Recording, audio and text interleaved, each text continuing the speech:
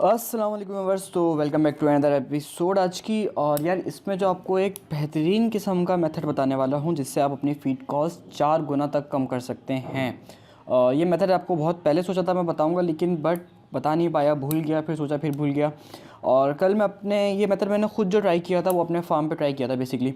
तो कल मैं लैपटॉप में कुछ चेक कर रहा था तो मुझे उसकी पिक्चर्स दिखी तो याद आया कि ये भी आपको बताना था, और मैं याद नहीं रहा क्योंकि जब फार्म किया था तो उस टाइम बहुत ज़्यादा बिजी शेड्यूल था, यूनिवर्सिटी थी और साथ में फार्म जाना, फिर घर का भी थोड़ा सेटअप था, तो बिल्कुल दिमाग बटा हुआ था। तो इस वजह से यूट्यूब की वीडियोस उस टाइम पे बहुत कम कर दी थी और इस वजह से वो हमने सेटअप आपको दिखाया भी नहीं।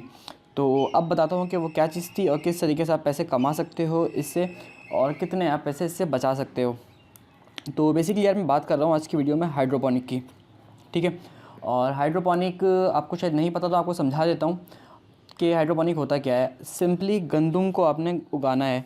गंदम उगा सकते हो आप, मकई उगा सकते हो, बाले यानी कि जौ उगा सकते हो, या सनफ्लावर यानी सूरजमुखी के फूल जिसे कहते हैं हम, इन सबको आप उगा सकते हो।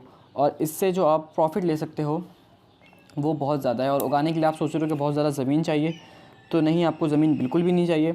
आपको बहुत थोड़ी स्पेस के ऊपर आप अच्छा खासा गंदम उगा सकते हो और उससे पैसे बचा सकते हो। और मैं आपको समझाता हूँ कि ये चिकन फीड के अंदर कैसे इस्तेमाल हो सकती है और आप इससे किस तरीके से यूज़ कर सकते हो। तो देखो, अगर आप उगाना चाहते हो तो उसका मेथड मैं आपको बाद में बताता हूँ, पर उससे पहले अगर आप 1 किलो गंदम लगाते हो तो 1 किलो गंदम जो है वो तकरीबन 4 किलो हो जाती है तकरीबन 3 से 4 दिन के अंदर। अब 5-6 दिन के अंदर ये 6 किलो हो जाती है, पर चिकन के लिए 4 दिन की इनफ होती है। उसका मेन रीज़न क्या है, जितनी बड़ी होगी उतने ज़्यादा इसके अंदर वो हो जाते हैं, क्या नाम है उसका, तो उतनी ही ज़्यादा इसके अंदर उसकी वैल्यू ज़्यादा हो जाती है फ़ाइबर की। और फ़ाइबर जो होता है वो अनडाइजेस्टिबल होता है सम टाइम। अगर फ़ाइबर की क्वांटिटी किसी भी चीज़ में ज़्यादा हो जाए तो आप फ़ाइबर को डाइजेस्ट नहीं कर सकते। तो 4 दिन का मेरे जो हमने एक्सपीरियंस किया वो बेस्ट था चिकन के लिए, और चिकन आराम से डाइजेस्ट कर लेता है। तो 4 दिन का आप इसको दे सकते हो।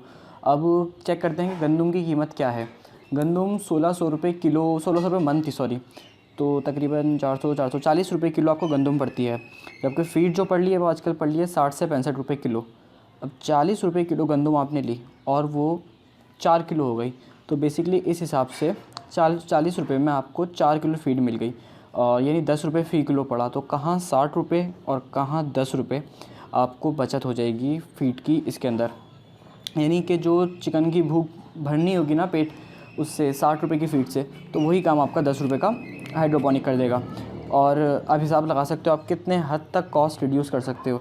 जैसे कि अगर आप अपने फ्लॉक ले रहे हो, आपने से 6 लेट सपोज़ 6000 7000 8000 मुर्गी डाली है, ठीक है, और उसमें फ़ीड की कॉस्ट आपकी पड़ती है 60 लाख रुपये, 6 लाख रुपये। तो आप वही काम 1 लाख रुपये में भी कर सकते हो और अपनी फ़ीड की कॉस्ट इतनी बचा सकते हो। तो ये आइडिया एक बहुत बेहतरीन है। यानी मार्केट के अंदर अगर 220 रुपये किलो चिकन चल रहा है और आपको कॉस्ट 215 रुपये पड़ रही है, तो उसी हाइड्रोपोनिक पे आप आइडिया लगाओ कि आपको कॉस्ट कितनी % कम हो जाएगी। क्योंकि 80% जो हमारी पोल्ट्री के अंदर कॉस्ट होती है वो होती है फीड की, ना मेडिसिन की, ना वैक्सीन की, ना ही रेंट की, ना ही लेबर की, और ना ही किसी अदर एक्सपेंस की। सबसे बड़ा जो मेन चीज़ होती है वो होती है फीड, और फीड कंटिन्यूसली बढ़े जा रही है और गंदम सस्ता हो गया। तो ये फार्मर्स के लिए प्लस पॉइंट है कि वो अगर इसको यूज़ करते हैं तो वो काफ़ी हद तक पैसे बचा सकते हैं और बहुत ज़्यादा पैसे बचा सकते हैं। तो बेस्ट मेथड है, 4 दिन के लिए यूज़ करो आप। और दूसरी बात जो मुझे अच्छी लगी, इसकी एक मैं आपको बताना चाहूँगा इसके बारे में। कोशिश करो कि आप आधी फीड पे कर दो, आधा हाइड्रोपोनिक कर दो, कंप्लीट हाइड्रोपोनिक ना करो तो बेहतर है, मेरा ख़्याल है। बट अगर आप समझते हो कि आप कर सकते हो तो आप कर दो। और 50 किलो हाइड्रोपोनिक अगर आपका बनता है तो उसके अंदर 1 किलो आप फ़िश मील डाल दो। इसमें प्रोटीन वैल्यू थोड़ी सी कम होती है, तो प्रोटीन वैल्यू को बैलेंस करने के लिए फ़िश मील का पाउडर मिलता है मार्केट से। मुझे नहीं पता आप कौन से शहर से हो, बट बहुत सारी जगहों से आप उसको ढूंढ सकते हो, फीड वालों से भी पूछ सकते हो जो बनाते हैं, कहीं ना कहीं से आपको मिल जाएगा, इतनी कोई बड़ी चीज़ नहीं है। फ़िश मील ये होती है कि फ़िश को सुखा लेते हैं, सुखाने के बाद उसका पाउडर बना देते हैं और पाउडर बना के फीड में डाला जाता है। तो आप डायरेक्ट फीड मील सूखी हुई ले लो या उसका पाउडर बना हुआ ले लो, वो आप पे डिपेंडेड है। तो इस तरीके से आप चेक करोगे चिकन एकदम बॉडी बिल्डर टाइप बन जाएगा। और ये यूज़ जो करना है ना, वो एक बार आपको बात बता दूँ, इसको यूज़ करने के लिए आपको चाहिए कि चिकन की एज कम से कम 1 महीना हो। मैं मिस्री की बता रहा हूँ, बॉयलर और लेयर का मुझे आइडिया नहीं है इसका। तो मिस्री का अगर 1 महीने से ऊपर का बर्ड है तो आप उसको ये देना शुरू कर दो। और आहिस्ता आहिस्ता एक दिन, यानी आहिस्ता आहिस्ता उनकी रूटीन में ले आओ, एकदम ही ना ले आओ, एकदम भी ना हटा दो, तो आहिस्ता आहिस्ता करोगे तो वो बैलेंस में आ जाएगा। और जो बर्ड आपने 2 महीने पालना है उसको आप 2.5 महीने पालो, और अच्छे उससे रिज़ल्ट लो। सेकंड, स्पेस थोड़ी सी बढ़ा दो, क्योंकि ये फीड जो ऐसी होती है कि आप खड़े खड़े चूज़ा हज़म कर लेता है, उसके लिए मसला नहीं होता। इसको थोड़ा डाइजेस्ट करने में थोड़े से इशू आते हैं, ये मैंने भी फेस किया है। तो अगर आप ये अपने बर्ड्स को दे रहे हो तो आप ऐसा ना करो कि उसको पूरा क्या कहते हैं कम ही स्पेस में रखो, जितना फीट के स्पेस में रखते हो, नहीं थोड़ी सी जगह बढ़ा दो या डबल स्पेस में कर दो, तो उसके लिए अच्छा है और आपके लिए भी ऐसे पता अच्छा है कि अगर आपका बर्ड अच्छा रहेगा तो आप फ़ायदे में हो। और जो तीसरी चीज़ सबसे इम्पॉर्टेंट है वो ये है कि आप अगर आपके बर्ड को कोई बीमारी है, कोई भी मसला है, तो आप उसको कभी भी ना धोइए, वरना वो परेशान हो जाएगा। फॉर एग्ज़ाम्पल अगर उसको बुखार है, बेसिकली एक हल्का फुल्का सा फीवर है या कोई वायरल बीमारी है, तो उसका इम्यून सिस्टम उस वक्त वैसे ही बहुत डाउन होगा। अगर वो उसको खा लेगा तो उसकी बॉडी उसको डाइजेस्ट नहीं कर पाएगी, तो इश्यूज़ आ सकते हैं। तो ये आइडिया रखना, जब बर्ड एक्टिव हो तो आप उसको ये दो, और अगर आपका बर्ड एक्टिव नहीं है तो फिर उस वक्त आप उसको ना दो तो बेहतर है। ये बात हो गई। अब बात करते हैं कि इसको बनाते कैसे हैं। आपको यूट्यूब पे 1000 वीडियोस मिल जाएंगे जिसमें आपको बताएंगे कैसे बनाते हैं, बट मैंने सोचा कि मैं आपको सिर्फ ऐसे ही बता दूं जैसे हम बनाते थे। तो सिंपली यार देखो, हम पहले गंदम को अच्छी तरीके से धोते थे। बाहर धोने का मतलब ये था कि उसमें से 2-3 दफ़ा पानी निकाल दिया करते थे कि जो गंदा पानी है वो ख़त्म हो जाए, और रगड़ रगड़ के धोगे तो भी गंदम ख़राब हो जाएगी, और हल्के से धो लो तो बहुत है। अब हम लोग धोते हैं गंदम, बाहर वाले नहीं धोते। बाहर वाले इसलिए गंदम नहीं धोते क्योंकि गंदम वैसे ही बहुत ज़्यादा साफ़ होती है, बट यहाँ पे गंदम थोड़ी गंदी होती है। तो बेहतर है कि गंदम को धो लो। धोने के बाद 24 घंटे उसको ब्लीच वाले पानी के अंदर डुबो के रखो।